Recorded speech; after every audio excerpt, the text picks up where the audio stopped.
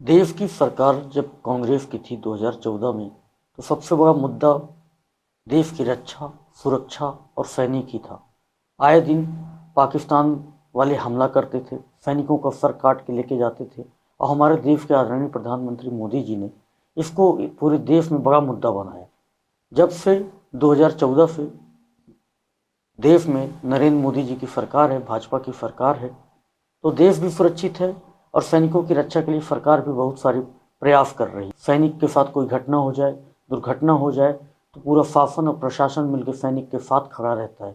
सैनिक को चाहे आर्थिक मदद हो, चाहे सामाजिक मदद हो, हर प्रकार की मदद करने के लिए सरकार सदैव तत्पर रहती है। आज हम आपको एक ऐसी कहानी, मार्मिक कहानी बताने जा रहे हैं जो सत्य है। ये भोपाल से 70 किलोमीटर दूर विदिशा जिले की कहानी है और इस कहानी को आपको सुनने के बाद आपको रोना तक आ जाएगा। ये कहानी जुड़ी है हमारे देश के एक सैनिक के साथ। कहते हैं कि जब सैनिक देश की रक्षा करता है, जब सैनिक बॉर्डर पे खड़ा होता है, तो हम सुरक्षित होते हैं। लेकिन जब सैनिक के साथ ही गलत होने लगे और लोग यहाँ के जो सिविलियन हैं, सिविलियन सैनिक के साथ ही गलत कर लें, उसकी कमाई लूट लें, उसको झूठे अपराध में फंसा दें, तो उसके साथ क्या बीतती होगी। और यहाँ तक कि प्रशासन भी सुनने को तैयार ना हो। हम बात कर रहे हैं मध्य प्रदेश के रायसेन जिले की। विदिशा जिले का ये पूरा परिवार रहने वाला है। रायसेन जिले का ये प्रकरण है। रायसेन जिले के पुलिस अधीक्षक श्री पंकज पांडे जी इस पूरे मामले में एक पक्षी कार्रवाई करते हुए देखे जा रहे हैं। इतना उदासीन रवैया प्रशासन का आज तक शायद ही मध्य प्रदेश में किसी ने देखा हो, सुना हो। मैं तो जितना मुझे जानकारी मिली, जितना मुझे समझ में आया, तो मुझे ये लगता है, और साथ में माननीय मोहन यादव जी मध्य प्रदेश के मुख्यमंत्री हैं, हमारी उनसे अपील भी है कि इस प्रकरण में संज्ञान लें और जितनी त्वरित और तत्पर कार्रवाई हो वो कार्रवाई करने का उनसे निवेदन है। हमारे साथ उस सैनिक का परिवार है, सैनिक के परिवार की उनकी पत्नी हमारे साथ मौजूद हैं। हम उनसे पूरा घटनाक्रम जानेंगे कि क्या घटनाक्रम है और ये पूरी कहानी कैसे, इस पूरी कहानी की शुरुआत कैसे होती है और किस प्रकार से ये घटनाक्रम क्या उनके ऊपर बीत रहा है।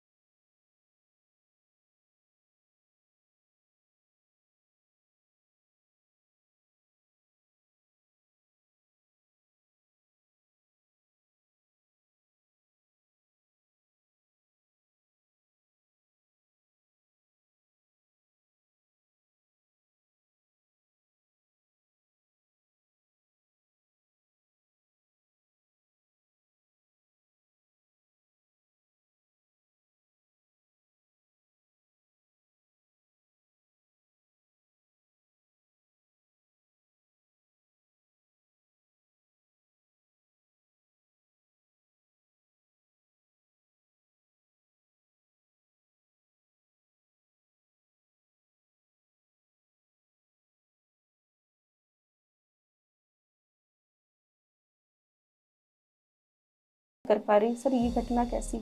मतलब ईमानदारी से हाँ 21 वर्ष सेवा की हाँ। और उसके बाद सेवा का इनाम सिविलियन ये दे रहे हैं कि उल्टा झूठे प्रकरण में फंसा झूठे के और प्रकरण में फंसाया जा रहा है सर। प्रताड़ित कर रहे हैं। हाँ। शासन और प्रशासन से आप क्या अपील करना चाहेंगे?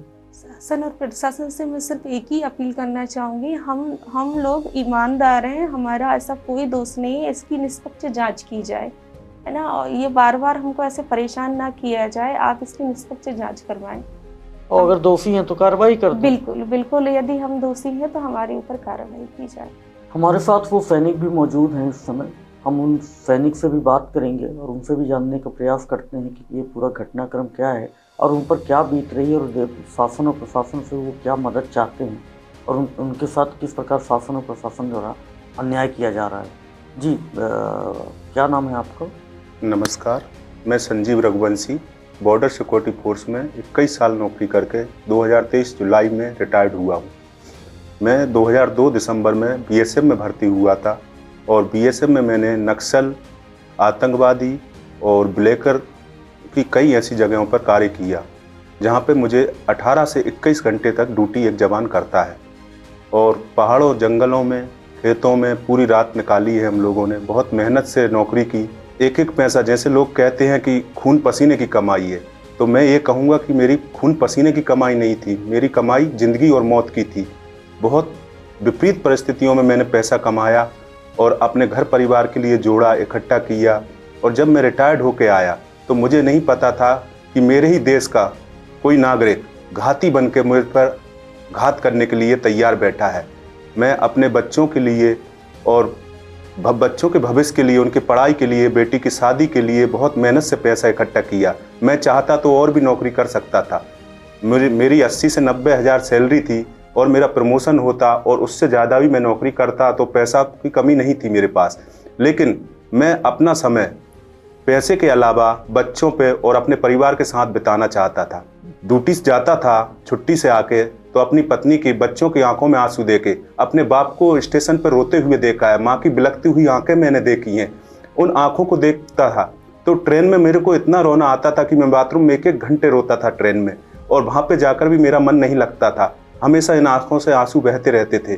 माँ बाप के उन आंखों को मैं कभी भूल नहीं पाता था, इसलिए लगता था कि मैं समय पे घर पहुंच जाऊं ताकि माँ बाप के जीते जी मैं उनके साथ कुछ समय बिता सकूं, अपने बच्चों के साथ उनको अच्छी परवरिश दे सकूं, उन्हें अच्छा पढ़ा सकूं और अच्छे से उनकी शादी कर सकूं, समाज में मान सम्मान और इज्जत से अपनी ज़िंदगी व्यतीत कर सकूं। मान सम्मान तो फौज में भी बहुत था, लेकिन समाज में लोगों से मिलजुल सकूं, ये सब भावनाएं लेकर मैं आया था। पर एक ऐसे इंसान से मेरी मित्रता हुई और उससे मेरे घर के और उसके घर के ऐसे घरेलू संबंध बने कि हमारा घर परिवार जैसे संबंध हो गए। हमारा आना जाना एक दूसरे के घर में रहता था, वो भी मेरे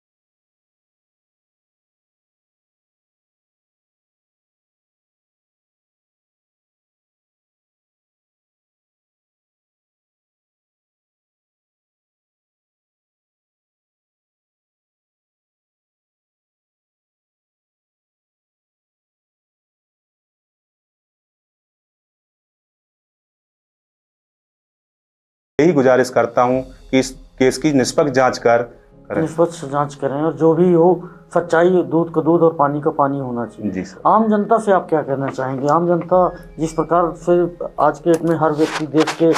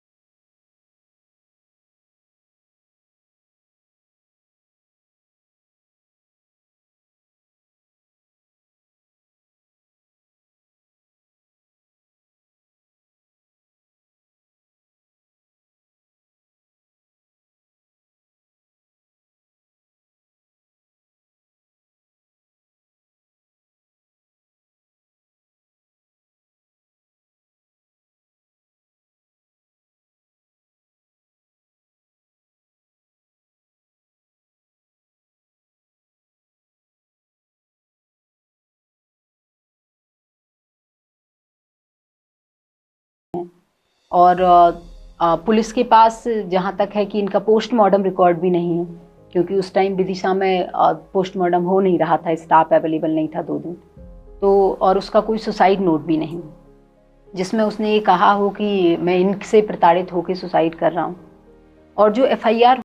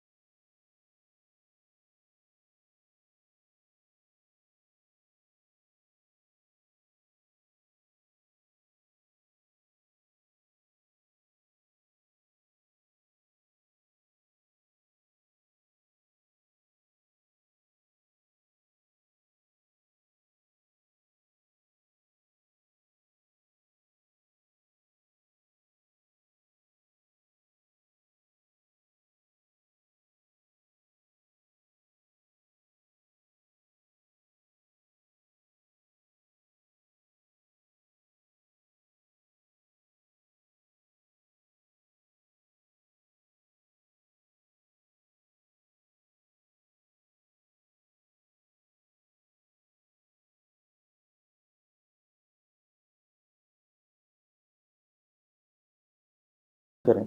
बहुत बहुत धन्यवाद।